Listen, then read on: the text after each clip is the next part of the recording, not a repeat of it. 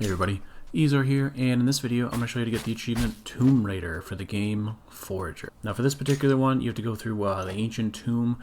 This one it's going to be in the desert biome. Unfortunately, it's random as far as when it shows up. It could be the first one you unlock, it could be the last one you unlock. Either way, you just have to keep unlocking desert biomes until you get a building that looks kind of like this. Once you do, you go inside. You don't really need to have anything in order to be able to do this one. It is a little tricky towards the end, and you can get stuck.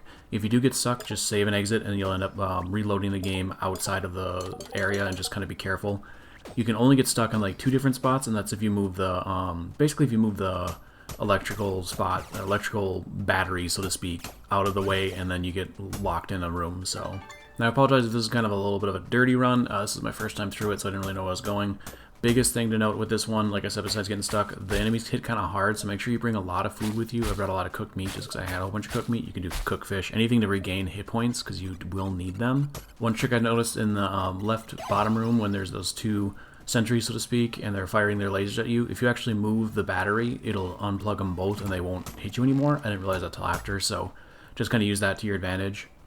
As you kind of keep making your way through these rooms, you will find there's going to be one of them that kind of has, it's a thunder rod, and that one's going to be what you're really looking for. That's the biggest thing. This is probably one of the best rods in the game, minus the skeleton rod, which is only really good later on.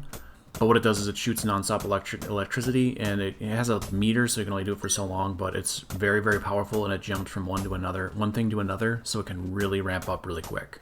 Like I said, as long as you're kind of careful and follow the video a little bit, you're able to get through the guide no problem. The big thing for the boss at the end, he hits hard and he keeps summoning mobs. You can do one of 2 things. One, you can go in there and just kind of try to fight him and just hope that you get through it. Otherwise, you can do what I did, which is just sit outside the door and just keep firing the electricity rod. It takes a little while just because you do so little damage with it, but he will eventually die, and then you can grab the stuff afterwards. But just like I said, it's really difficult if you get in there and you keep spawning a bunch of stuff. The lightning rod does kind of jump around like I had said it previously, so that you are able to clear the room pretty quick.